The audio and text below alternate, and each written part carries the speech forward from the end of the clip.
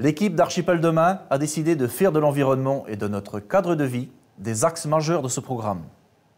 Concernant le logement, peux-tu nous dire comment Archipel Demain agira sur cette problématique? Il faut commencer par clarifier les choses. Quand on dit que la collectivité détient la compétence logement, cela ne veut pas dire qu'elle est la seule à pouvoir faire des logements ou construire du logement. Cela veut simplement dire que c'est elle qui fixe les règles en matière de construction si elle le souhaite. Notre archipel connaît une forte tension sur le marché de l'immobilier. Il est devenu de plus en plus compliqué de trouver un logement. Manque de logements adaptés, voire insalubres, prix en hausse, nous devons agir à notre niveau. Nous voulons développer une offre complète de logements afin d'alléger la pression du marché. Il faut encourager la construction des nouvelles habitations afin de permettre aux jeunes générations de pouvoir construire et rester faire leur vie sur l'archipel. Les pouvoirs publics doivent faciliter ce genre d'opération, à l'exemple de ce qui se fait au quartier des Graves pour un total de 110 logements. De même, à Miquelon, nous devons avoir la capacité de libérer et viabiliser une vingtaine de parcelles au Cap. C'est une réponse concrète, là aussi, à une situation catastrophique que connaît la Grande Île, causée par le PPRL imposé par l'État en 2015. Bien sûr, ces projets ne sortiront pas de terre du jour au lendemain, mais on doit tout faire pour booster les initiatives. C'est pourquoi nous nous engageons à réaliser un plan territorial de l'habitat de 5 millions d'euros ayant pour but d'accompagner notamment la rénovation des quelques 160 logements actuellement vacants sur l'archipel et aussi répondre à court terme et dans un premier temps à cette problématique du logement. Enfin, nous souhaitons mettre en place des incitations fiscales pour encadrer et réguler les loyers dans le secteur privé. Quelles actions seront menées sur le volet énergie et environnement? Nous voulons porter une politique énergétique tournée vers la réduction de l'empreinte carbone à partir de l'habitat. Nous comptons contribuer à notre échelle à la lutte contre le réchauffement climatique. En résumé, consommer mieux et moins. Archipel Demain engagera un plan de réduction locale de l'empreinte carbone à partir de l'habitat avec des aides à la rénovation, des accompagnements via le nouveau point Info Énergie ou encore avec la mise en place d'un programme de rénovation énergétique des logements. En parallèle de ces actions, nous devons profiter du réseau de chaleur pour procéder à des nouveaux raccordements afin de réaliser des économies toujours plus importantes.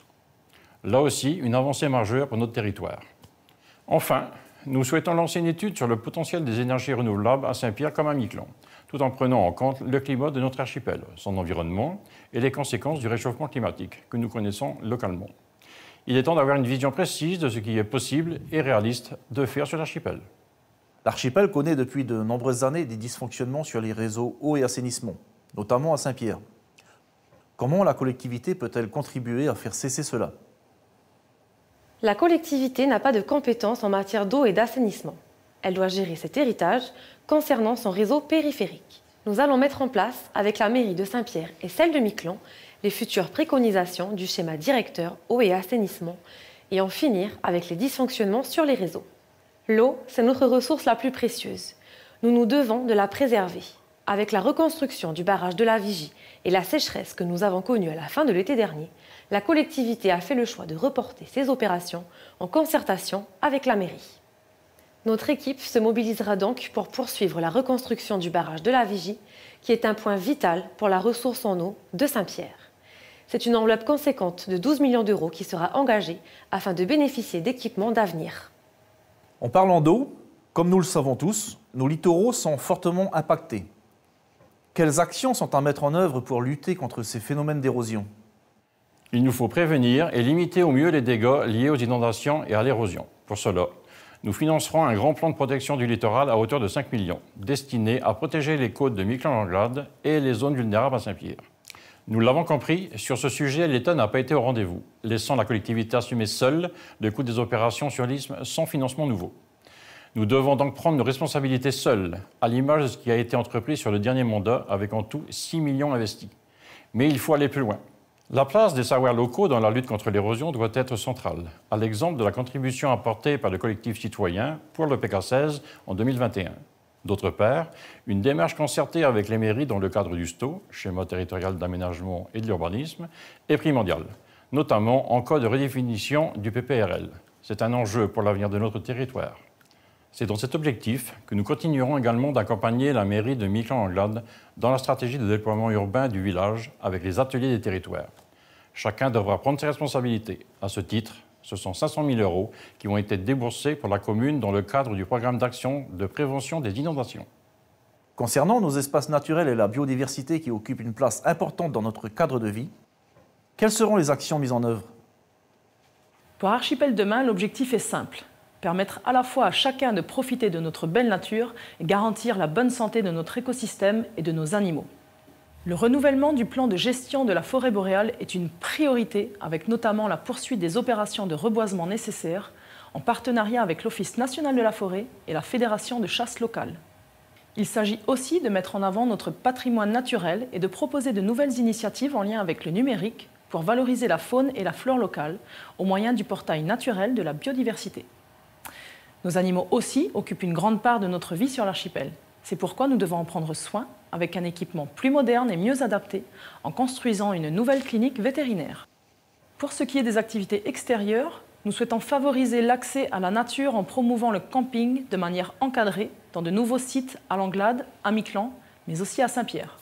Concernant la question de l'accessibilité aux espaces naturels, nous devons continuer à aménager les sentiers existants pour les rendre plus accessibles au public. Le pôle développement durable de la collectivité a réalisé un travail formidable reconnu par tous. Enfin, nous souhaitons promouvoir des parcours de randonnée inédits grâce au travail engagé sur la signalétique et qui se poursuivra pour mettre en avant notre beau territoire.